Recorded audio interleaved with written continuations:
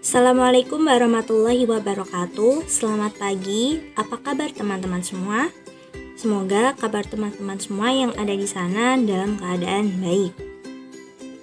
Sebelumnya, kami dari kelompok 5 mengucapkan terima kasih kepada Bapak Dr. Arif Salahuddin MSI, Ibu Mela Mutikasari MPD, dan Ibu Ratna Yulinda MPD selaku dosen pengampu mata kuliah Gizi dan Kesehatan.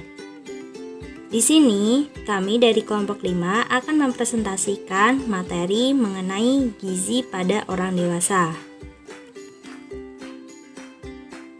Adapun anggota kelompoknya yaitu ada Khairatun Nikmah, Putra Rahmani, Putri Uyatun Niswah, Rohana, dan Wahyu Reda Aulia.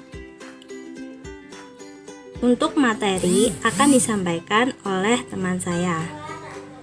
Pertama, mengenai definisi dan ciri-ciri orang dewasa. Nah, orang dewasa itu umur 19 sampai 50 tahun, merupakan rentang usia terpanjang dalam alur kehidupan manusia. Usia ini dikenal sebagai usia produktif yang ditandai dengan pencapaian tingkat pendidikan, kesuksesan dalam berkarir, kemampuan hidup, dan lain-lain. Nah, usia dewasa ini dibagi menjadi 3 kelompok, yaitu yang pertama, usia 19 sampai 29 tahun yang disebut dewasa muda. Kemudian yang kedua, umur 30 sampai 49 tahun. Dan yang ketiga, itu lebih dari 50 tahun yang sering dikenal dengan masa setengah tua. Nah, adapun kebutuhan gizi pada usia dewasa berubah sesuai kelompok usia tersebut. Peranan gizi pada usia dewasa adalah untuk mencegah penyakit dan meningkatkan kualitas hidup yang lebih sehat. Makanan merupakan salah satu kesenangan dalam kehidupan. Jadi, pemilihan makanan secara bijak di masa usia ini dapat menunjang kemampuan seseorang dalam menjaga kesehatan fisik, emosional, mental, dan mencegah penyakit. Tujuan utama kesehatan dan gizi usia dewasa adalah meningkatkan kesehatan secara menyeluruh, mencegah penyakit, dan memperlambat proses menua. Pada usia dewasa ini adalah pertumbuhan tubuh, yaitu tinggi badan yang maksimal dan tidak akan bertambah lagi. Nah, pada usia muda kegiatan fisik juga relatif tinggi dan terjadi perubahan metabolisme sesuai pertumbuhan umur.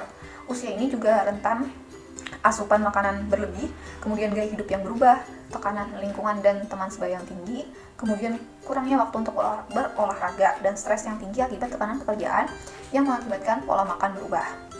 Kemudian organ reproduksi telah matang dan fase pertumbuhan telah berhenti, sehingga yang dibutuhkan adalah memelihara sel tubuh untuk menjaga agar terhindar dari penyakit degeneratif yang lebih cepat datang dan berdampak pada penurunan produktivitas kerja.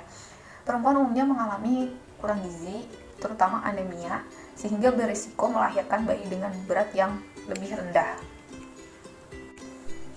Nah, kemudian status gizi orang dewasa, khususnya berkaitan dengan kekurangan dan kelebihan berat badan dapat dipantau melalui indeks massa tubuh atau yang disebut IMT. Nah, penggunaan IMT ini hanya berlaku untuk orang dewasa berumur lebih dari 18 tahun dan tidak dapat diterapkan pada bayi, anak, remaja, ibu hamil, dan olahragawan. Adapun rumus perhitungan IMT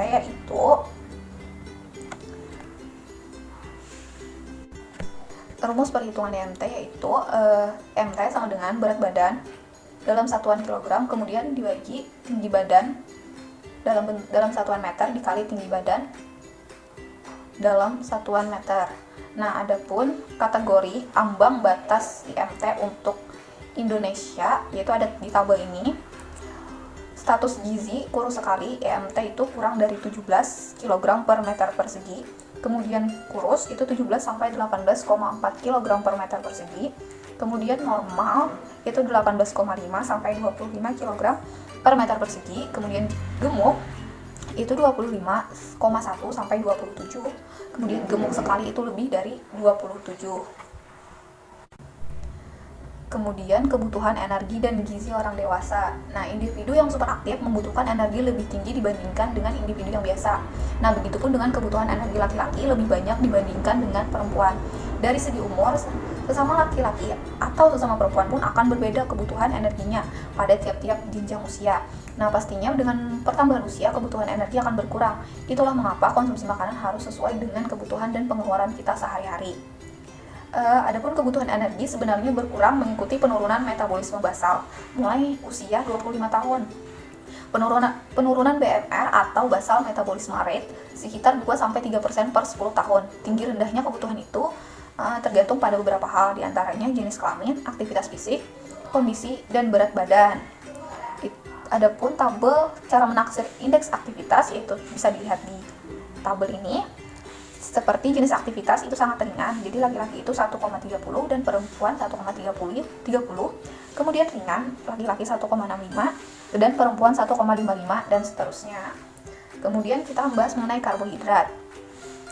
Karbohidrat merupakan zat gizi makro yang meliputi gula, pati, serat. Nah, gula dan pati memasuk energi berupa glukosa, yaitu sumber energi utama untuk sel-sel darah merah, otak, sistem saraf pusat, plasenta, dan janin. Nah, glukosa dapat pula disimpan dalam bentuk glikogen dalam hati dan otot, atau juga menjadi lemak tubuh ketika energi dalam tubuh berlebih. Nah, gula tergolong jenis karbohidrat yang cepat dicerna dan diserap dalam aliran darah sehingga dapat langsung digunakan oleh tubuh sebagai sumber energi. Nah, kemudian karbohidrat yang dapat dicerna, yaitu gula dan pati, menghasilkan energi 4 kilokalori per gram. Rata-rata energi total per hari yang berasal dari konsumsi karbohidrat masyarakat Indonesia itu sekitar 60-80%. Makin tinggi tingkat ekonomi masyarakat, makin rendah persentase energi dari karbohidrat. Sebaliknya, makin rendah tingkat ekonomi, makin tinggi asupan karbohidratnya. Gula dapat ditemukan secara alami pada buah, susu, dan hasil olahannya, serta dapat dijumpai dalam bentuk yang ditambahkan pada makanan. Kemudian pati secara alami terdapat pada beras dan hasil olahannya seperti bihun dan tepung beras. Kemudian ada jagung, gandum, dan hasil olahannya itu seperti terigu, roti, dan mie. Kemudian ada pasta, sagu, umbi-umbian, itu seperti singkong, kentang. Kemudian sayuran, kacang kering. Nah, sementara serat secara alami itu banyak terdapat pada sereal utuh, umbi-umbian, kacang-kacangan, sayuran, dan buah. Bismillahirrahmanirrahim. Assalamualaikum warahmatullahi wabarakatuh. Saya Haratun Nikmat. Di sini akan melanjutkan presentasi dari teman saya sebelumnya. Dari kebutuhan gizi orang dewasa yang kedua itu adalah lemak. Nah, lemak ini adalah zat gizi yang padat energi. Dalam 1 gramnya itu terdapat 9 kalori. Sehingga lemak ini penting untuk menjaga keseimbangan energi dan juga berat badan tubuh. Salah satu fungsi dari lemak ini adalah dia menyediakan medium penyerapan vitamin-vitamin yang larut dalam lemak seperti vitamin A, D, E, dan K. Nah, di dalam makanan kita biasanya menemukan lemak ini dengan rasa lebih ke rasa nyaman dan enak, sedikit umami. Nah, sehingga orang-orang itu biasanya lebih suka menyukai makanan yang berlemak. Adapun kebutuhan gizi pada orang dewasa menurut takaran gizi itu sekitar dalam perharinya memerlukan sekitar 10-25% dari kebutuhan kalori totalnya. Nah, kalau kita misalkan nih, satu orang dewasa itu membutuhkan kalori perharinya adalah 2000 kalori, maka perhitungannya adalah 20% dari rentan kebutuhan kalori totalnya, 20% dikalikan dengan 2000 kalori menghasilkan 4000 kalori. Karena tadi 1 gram itu adalah 9 kalori, maka 400 dibagi dengan 9 kalori sama dengan 44 gram. Alhasil, orang dewasa tersebut memerlukan 44 gram lemak per harinya. Baik, yang kebutuhan gizi selanjutnya yang nomor 3 itu adalah protein. Nah, protein ini merupakan komponen struktur utama seluruh sel tubuh. Fungsinya itu sebagai enzim, hormon, dan molekul-molekul penting lainnya. Protein ini dikenal sebagai zat gizi yang unik sebab ia menyediakan baik asam amino esensial untuk membangun sel-sel tubuh maupun sumber energi. Nah, karena menyediakan bahan baku tadi untuk membangun tubuh, protein ini disebut sebagai zat pembangun. Nah, makanan yang paling tinggi daya proteinnya, cerna proteinnya itu ada pada telur, daging sapi yang sampai 98%, susu sapi, dan juga kedelai yang 95% kandungan proteinnya. Namun, kacang-kacangan dan padi-padian dikonsumsi juga secara kombinasi. Dalam artiannya, baik protein nabati dan protein hewani itu harus balance dalam mengkonsumsinya setiap hari. Nah, untuk protein dalam kandungan gizi orang dewasa itu memerlukan sekitar 10-15% dari kebutuhan kalori totalnya. Kalau misalkan kita contohkan lagi, 22.000 kalori kebutuhan kalori total seorang orang dewasa. 15%, rentan 15% itu dikalikan dengan 2000 kalori yang dia butuhkan, menghasilkan 300 kalori. Nah, dibagi dengan, karena 1 gram protein itu sama dengan 4 kalori, maka 300 tadi dibagi dengan 4 menghasilkan sekitar takaran 75 gram. Nah, artinya orang dewasa itu memerlukan rentan rata-rata kurang lebihnya 75 gram per harinya. 75 gram protein. Jadi kebutuhan protein untuk orang dewasa. Baik, selanjutnya kebutuhan gizi yang selanjutnya yang diperlukan oleh orang dewasa itu ada vitamin dan juga mineral. Ada yang unik terhadap vitamin dan juga mineral ini, yaitu di mana peran dari vitamin itu ada yang pertama dibutuhkan untuk perkembangan jaringan normal dari tubuh. Yang kedua penting untuk menjaga kesehatan, mempertahankan hidup, dan juga produksi dan reproduksi. Untuk fungsi yang peranan ketiga itu berfungsi dalam metabolisme, yang paling utama adalah sebagai kofaktor pada sistem enzim. Nah, itu tadi adalah peran dari vitamin. Vitamin dan mineral ini merupakan kebutuhan gizi yang dikategorikan sebagai kebutuhan mikro. Artinya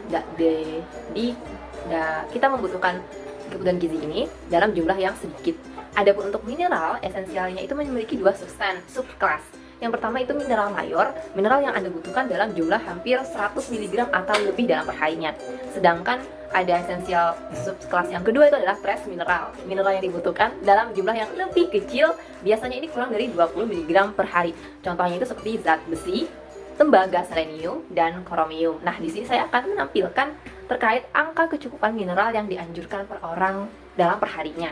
Tabel di sini bisa kita lihat dengan jelas angka berpatokan dari laki-laki dan perempuan itu memiliki perbedaan jumlah kecukupan mineral yang dianjurkan perharinya. Pada kalsium itu mungkin akan pada usia dewasa itu kisaran umur 19 tahun sampai 29 tahun atau sampai 30 tahun itu sekitar 1000 mg.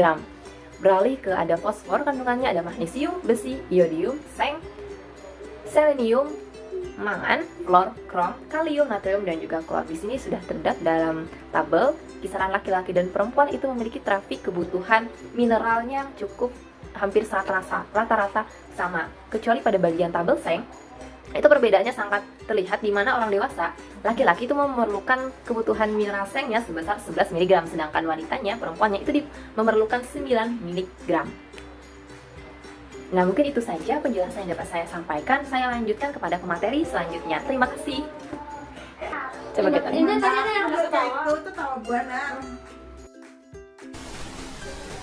Baiklah, saya akan menjelaskan tentang air. Nah, apa sih yang dimaksud dengan air?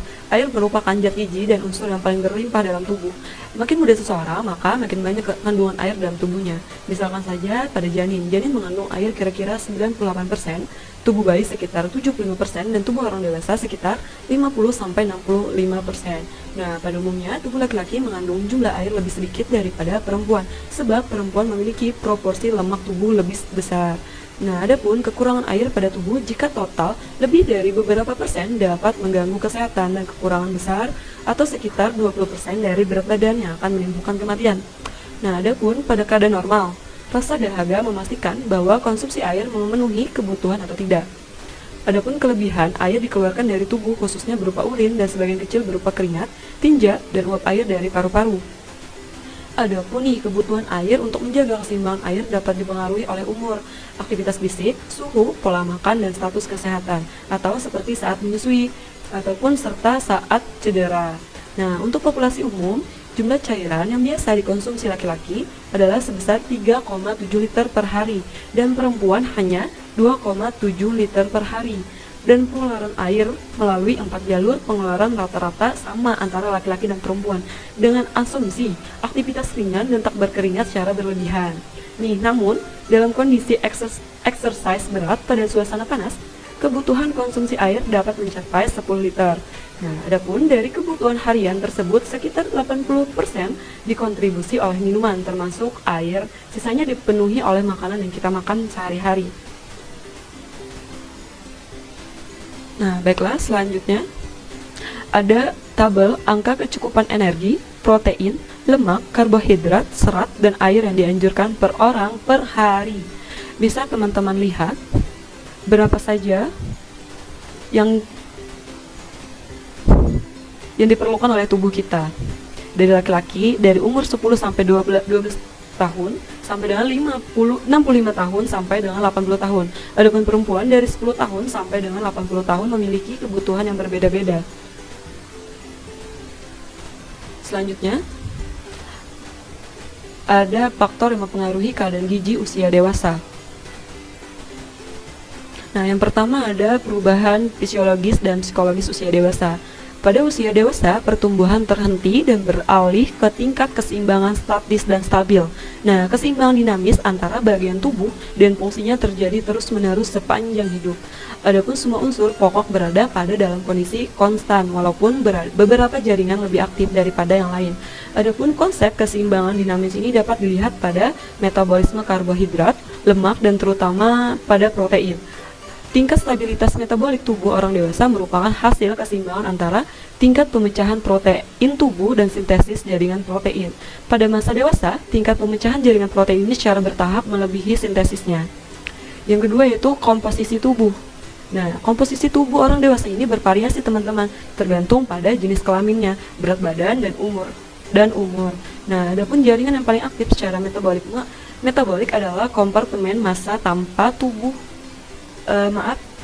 Secara metabolik adalah kompartemen massa tubuh tanpa lemak atau lean body mass atau LBM. Jaringan tersebut memerlukan jumlah energi yang paling besar untuk berfungsi dengan baik. Adapun LBM pada laki-laki lebih besar daripada perempuan, yaitu antara 30% sampai 65% dari berat badan total. Adapun massa tanpa lemak ini lebih besar daripada mereka yang senantiasa aktif secara fisik dan mengkonsumsi makanan rendah lemak. Kompartemen lemak tubuh perempuan lebih besar daripada laki-laki, yaitu sebesar 14% sampai dengan 30% dari berat badan total. Adapun untuk orang dewasa gemuk, karena mengkonsumsi makanan kaya lemak dan melakukan aktivitas relatif ringan, mempunyai lemak tubuh yang lebih besar dibandingkan dengan orang yang bekerja lebih aktif dan makanan lemak rendah. Adapun rata-rata kompartemen air dalam tubuh orang dewasa sekitar 20% dari berat badan total. Nah, pada orang kurus lebih besar daripada orang gemuk. Karena kompartemen mineral bagian terkecil dari komposisi tubuh dewasa sekitar 5% sampai dengan 6% dari berat badan total yang ada dalam rangka tubuh. Yang ketiga yaitu ada pematangan fisiologis. Nah, adapun fungsi tubuh telah berkembang sempurna termasuk kematangan seksual dan kemampuan reproduksi teman-teman. Jadi kemampuan reproduksi pada laki-laki berlanjut sampai beberapa tahun pada usia setengah tua. Sedangkan pada perempuan masa reproduksinya itu berakhir setelah menopause sekitar usia 50 tahunan. Nah, adapun pada usia setengah tua terjadi kehilangan sel-sel secara bertahap yang disertai dengan berkurangnya metabolisme sel dan sebagian besar sistem organ tubuh secara bertahap. Nih, adapun yang terakhir yaitu pematangan psikososial. Apa sih yang dimaksud dengan psikososial ini? Perkembangan psikososial pada seseorang dan polanya berubah selama usia dewasa dengan kemampuan dan pemenuhannya unik. Dalam siklus kehidupan manusia, makanan tidak hanya diperlukan untuk memenuhi kebutuhan gizi demi pertumbuhan fisik dan pemeliharaan jaringan saja, tetapi juga berkaitan dengan perkembangan psikososial seseorang, teman-teman. Nah, baiklah, penjelasan berikutnya akan dijelaskan oleh teman saya. Baik, di sini saya akan melanjutkan mengenai pembahasan berikutnya, yaitu terkait dengan prinsip gizi seimbang pada orang dewasa. Nah, prinsip gizi seimbang pada orang dewasa ini yang pertama itu ada tentang variasi makanan. Variasi atau ragam makanan perlu diperhatikan setiap hari. Kriteria makanan yang bervariasi terdiri atas makanan pokok, lauk, sayuran, dan buah. Variasi makanan disesuaikan dengan umur dan aktivitas. Usahakan makan makanan sumber karbohidrat, mati, dan serat seperti nasi, ubi, gandum. Nah, juga hati-hati dengan asupan gula dan garam serta lemak agar kadar kolesterol dapat terkontrol. Nah, yang kedua yaitu ada namanya pengaturan makanan. Batasi makanan berlemak dan manis serta tepung-tepungan. Perbanyak asupan makanan yang mengandung serat seperti buah, sayuran, dan kacang-kacangan. Nah, jangan lupa juga baca label makanan kemasan untuk mengetahui kandungan gizi dalam makanan tersebut. Nah, serta upayakan asupan lemak tidak lebih dari 20% total energi.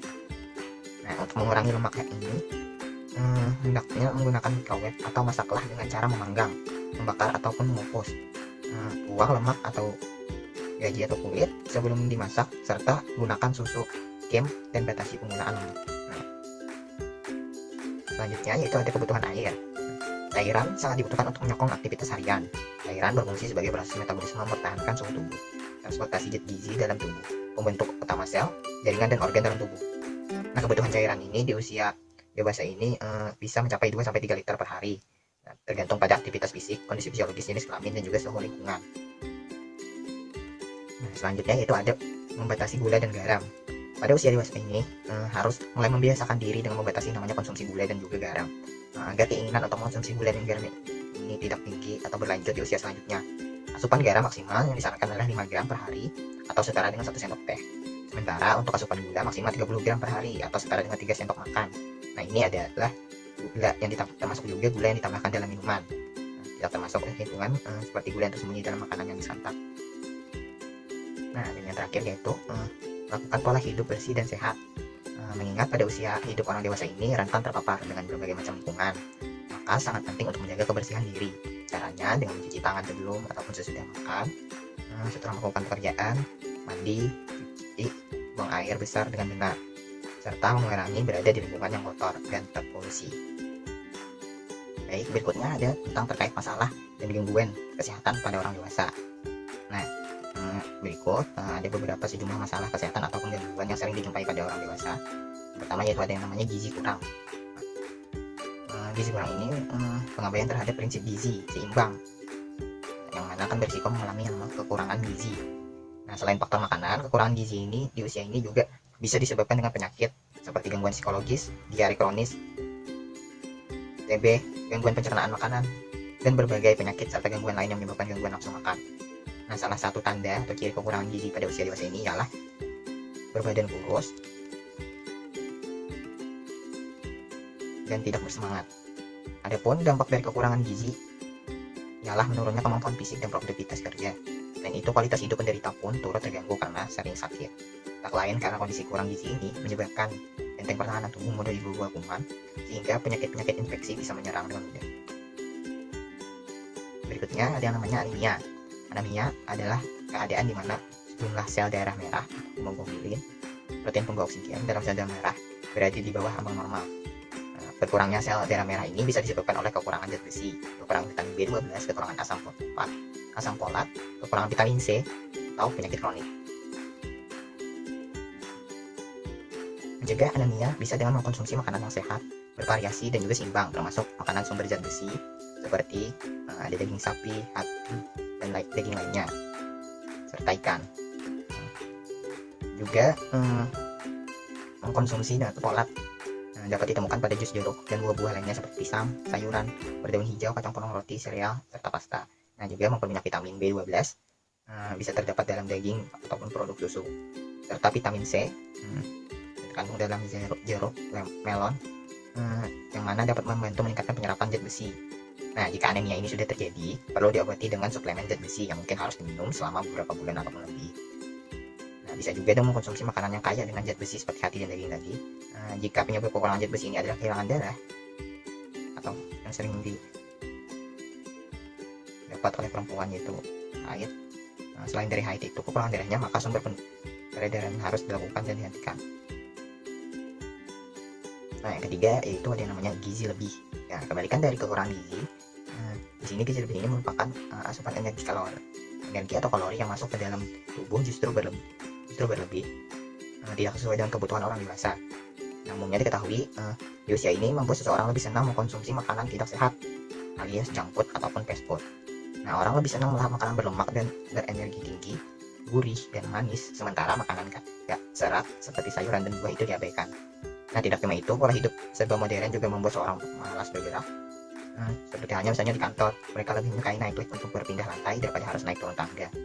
Berpergian pun lebih senang menggunakan motor atau mobil ketimbang dengan bersepeda ataupun berjalan kaki. Akibatnya, energi di dalam tubuh tidak dapat banyak yang terbakar. Oleh karena itu terjadi keseimbangan antara energi yang masuk dengan energi yang keluar. Maka energi yang tersimpan itu menjadi lemak di dalam tubuh sehingga terjadi yang namanya kegemukan atau obesitas, bisa juga dikatakan dengan namanya gizi lebih. Nah, selanjutnya itu ada yang namanya menopause, hal khusus yang terjadi pada perempuan dewasa akhir, yakni fase henti haid atau bisa dikatakan juga dengan menopause. Nah, inilah masa berakhirnya haid atau menstruasi yang terjadi umumnya di usia 45-55 tahun. Gejala anti haid ini atau henti haid diantaranya hot flashes, yaitu rasa panas yang dirasakan mulai wajah menyebar ke seluruh tubuh. Rasa panas ini sering disertai dengan warna kemerahan pada kulit dan berkeringat. Perasaan ini juga sering terjadi selama sekitar 30 detik sampai dengan beberapa menit. Nah, gejala lainnya adalah mudah tersinggung, cepat lelah, selalu ingin tahu, berkeringat di malam hari, jantung berdebar-debar, pusing, dan kadang mengalami gangguan psikis. Nah, pada masa ini, biasanya perempuan masih menghasilkan hormon estrogen meski jumlah yang dihasilkan itu sedikit. Kemudian ada gangguan kesehatan yang dinamakan dengan hipertensi. Hipertensi ini ialah dikatakan apabila tekanan atas atau sistol lebih dari 140 mm hemoglobin dan tekanan bawah atau diastol lebih dari 90 mm hemoglobin. Nah, umumnya disebabkan oleh kegemukan, stres, akibat merokok, konsumsi makanan dan garam yang berlebih, serta sering konsumsi minuman beralkohol, kekurangan gizi pada usia dini, ataupun yang lainnya. Ada juga penyakit jantung koroner. Penyakit akibat penyempitan pembuluh darah koroner ini disebabkan oleh kegemukan, hipertensi, rokok, stres, genetika, usia, ataupun diabetes. Nah, kalau diperhatikan juga ternyata laki-laki lebih banyak atau kasusnya itu. Adapun pada perempuan umumnya penderita berusia lebih tua dan berisiko meninggal lebih tinggi akibat penyakit jantung koroner. Ada juga penyakit yang namanya diabetes. Diabetes tipe 2 ditandai oleh kadar gula darah massa lebih dari 126 mg/dl dan gula darah sewaktu lebih dari 200 mg/dl. Nah, normalnya kadar gula darah adalah 110 mg/dl atau gula darah puasa dan 140 mg/dl atau gula darah sewaktu. Nah, tingginya kadar gula darah ini karena tingginya asupan gula ataupun karbohidrat dan melemahnya peran insulin. Nah, insulin itu apa? Insulin ialah zat atau hormon yang dikeluarkan pankreas. Tugasnya memasukkan glukosa ke dalam sel untuk dijadikan bahan bakar penghasil energi. Nah, pola makan berlebih atau kegemukan tadi, gizi berlebih, merokok, genetika, kurang olahraga, dan stres dapat menyebabkan yang namanya terjadinya diabetes. Nah, terakhir, ada namanya kanker. Obesitas berisiko terkena penyakit kanker. Penyakit kanker ini juga disebabkan oleh faktor lingkungan, terutama karena asap rokok. Penyakit kanker paru-paru lebih banyak diderita oleh laki-laki dan berisiko meninggalnya sangat tinggi. Sebaliknya, perempuan ataupun perokok pasif lebih berisiko terkena kanker paru-paru dibandingkan dengan laki-laki menjadi perokok pasif. Konsumsi makanan dan minuman kalengan atau buatan pabrik yang ditambah dengan berbagai bahan tambahan makanan atau penyedap rasa yang tidak aman bisa menyebabkan juga yang terjadi yang namanya penyakit kanker ini. Nah, selanjutnya di sini saya akan menyampaikan hasil wawancara dari 5 responden orang dewasa yang berusia sekitar 21 tahun mengenai jadwal makannya, yaitu tentang jadwal makan pagi atau sarapan. Nah, untuk 5 responden ini, nah dari seminggu terakhir waktu makan dari 5 responden yang kami ambil ini, bisa dikatakan lah pada waktu sarapannya hampir semua atau hampir seminggu atau tiap harinya mereka makan pagi ataupun sarapan. Nah, yang mana ini juga sangat penting agar untuk bisa beraktivitas pada seharian lah sampai siang dengan namanya sarapan pagi. Nah, untuk kandungan gizi dari makanan-makanan yang mereka dari responden ini sudah cukup bagus dan memenuhi standar gizinya, seperti misalnya pada hari Senin misalnya makan ikan. Nah, ikan itu kan sumber karbohidrat juga yang sangat bagus untuk tubuh, tentunya dapat menunjang atau mengisi energi kita untuk beraktivitas. Nah, ataupun ada juga misalnya tadi makan telur sebagai sumber, tentunya ada nasi ya, nasi yang selalu ada pada tiap makan orang Indonesia dan sebagai sumber karbohidrat kita. Nah, mungkin itu yang dapat saya sampaikan. Selanjutnya akan dilanjutkan oleh rekan saya. Materi selanjutnya yaitu hasil wawancara dari orang dewasa dengan rentang usia 21 sampai 50 tahun. Nah, seperti yang telah dijelaskan bahwa setiap orang dewasa itu memiliki pola makan atau kebutuhan gizi yang berbeda-beda. Nah, dari hasil wawancara yang kami lakukan pada 5 sampel orang dewasa dengan rentang usia 21 sampai 50 tahun dalam kurun waktu 1 minggu, yaitu dari sarapan, makan siang, dan makan malam. Nah, kami akan mulainya dari sarapan, menu sarapan. Nah, seperti yang terlihat, yaitu pada 5 responden ini itu memiliki pola makan yang berbeda-beda. Nah, untuk yang pertama itu pada sampel Mary Rahmawati dengan usia 21 tahun. Dia memiliki pola makan yang lebih stagnan, yang dimana itu memiliki variasi yang berbeda-beda. Namun terkadang itu ada pengulangan variasi menunya. Itu ada nasi, ikan, nasi telur, nasi ikan dan kue, nasi telur, nasi terus ayam, nasi dan ikan, dan nasi ayam. Nah, sedangkan pada responden Raudoto Jenah dengan usia 22 tahun itu memiliki variasi menu. Nah, tapi ada hari dimana yaitu hari Rabu dia tidak makan. Nah, pada hari Seninnya itu makan ikan goreng, nasi, terus ikan goreng, nasi, terus tambah tahu tempe dan sambal, terus ada ayam goreng. Nah, di sini ada pengulangan menu juga, yaitu pada hari Kamis, Jumat, terus Senin. Nah, ini terus Selasa ini ada pengulangan, cuman ada seperti tambahan gitu. Nah, untuk yang Rizka Nursela ini termasuk variasi menunya berbeda-beda, juga ada pengulangan menunya, yaitu ada bubur ayam, itu di hari Senin, terus hari Sabtunya juga bubur ayam. Nah, untuk Selasa, Rabu, Kamis, Jumat, Minggu ini termasuk variasi menu yang berbeda-beda dan termasuk variasi menu yang bergizi. Nah, untuk yang Aulia ini dari hari Senin sampai hari Sabtu itu nasi, mie, nasi dan mie. Nah, ini termasuk pola makan yang tidak baik. Nah, sedangkan untuk hari Minggunya ini termasuk baik, yaitu ada nasi dan ayam goreng. Cuman variasi menunya ini masih kurang karena hanya satu lauk.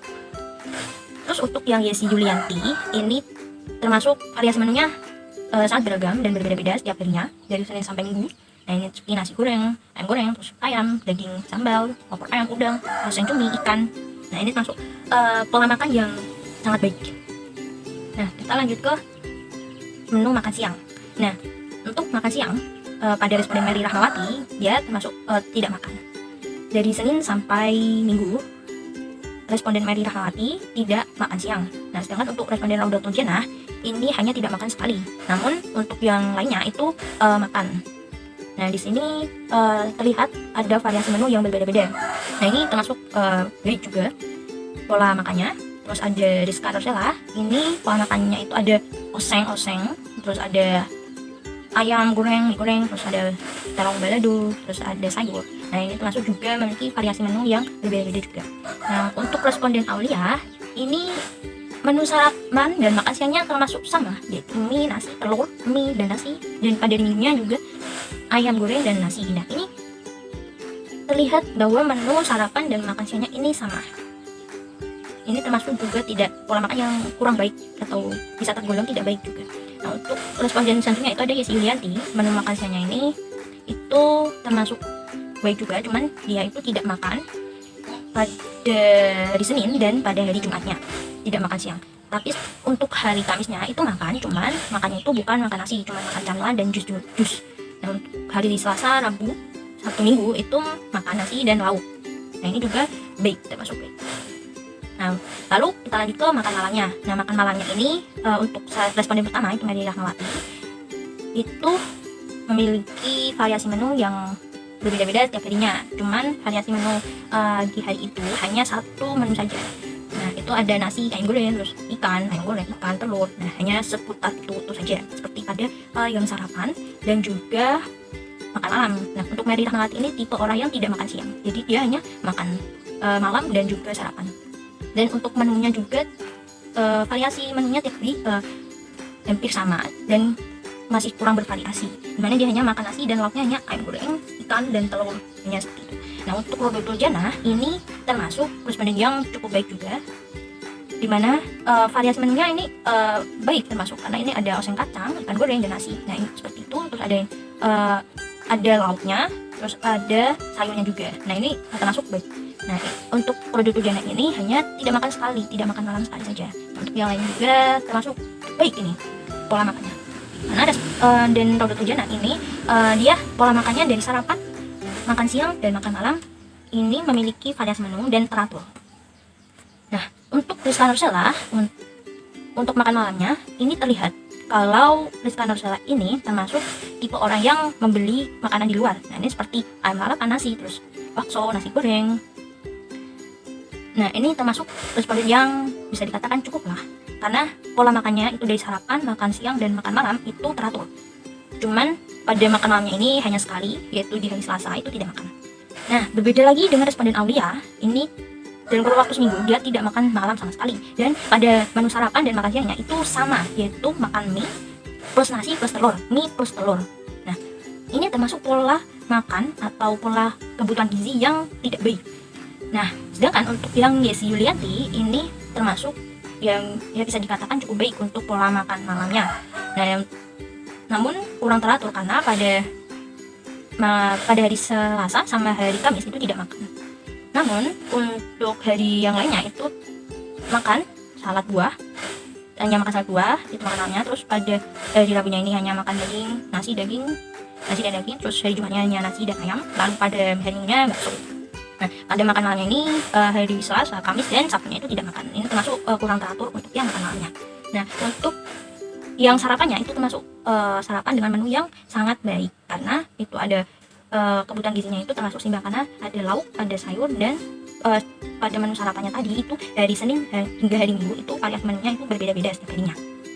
Nah, mungkin dapat kita simpulkan bahwa dari kelima responden ini itu memiliki pola makan yang berbeda-beda, dan ini ada pola makan yang baik, ada yang pola makan cukup baik, ada pola makan yang tidak baik. Oke, mungkin sebelum kita mengakhiri materi, izinkan saya untuk mencoba menyimpulkan dari materi yang telah disampaikan. Nah, untuk materi ini yaitu gizi untuk usia dewasa, rentang usia 21 sampai 50 tahun itu merupakan rentang usia yang terpanjang dalam alur kehidupan. Nah, usia ini juga termasuk usia produktif, di mana ditandai dengan pencapaian tingkat pendidikan, terus kesuksesan dan berkarir, kemapanan hidup, dan juga lain-lain. Nah, usia dewasa ini itu terbagi jadi dua, ada usia dewasa muda, di mana rentang usianya itu 21 sampai 30 tahun. Nah, sedangkan 30 sampai 40 sampai 50 tahun, 31 sampai 50 tahun itu termasuk rentang usia yang dewasa sudah matang atau setengah tua gitu. Nah, kebutuhan gizi pada usia dewasa itu sangat penting, karena pada usia dewasa ini rentan terhadap penyakit, dan juga pada usia dewasa ini sangat berguna dalam meningkatkan kualitas hidup yang lebih sehat lagi. Nah, faktor yang mempengaruhi dari kebutuhan gizi orang dewasa itu ada faktor perubahan fisiologis, ada psikologis, lalu ada komposisi tubuh, terus ada kematangan fisiologis, dan juga ada kematangan psikososial. Nah, prinsip gizi seimbang pada usia dewasa itu adalah variasi makan, terus ada pengaturan makanan, terus ada kebutuhan air, terus batas konsumsi gula dan garam, terus ada pola hidup bersih dan sehat.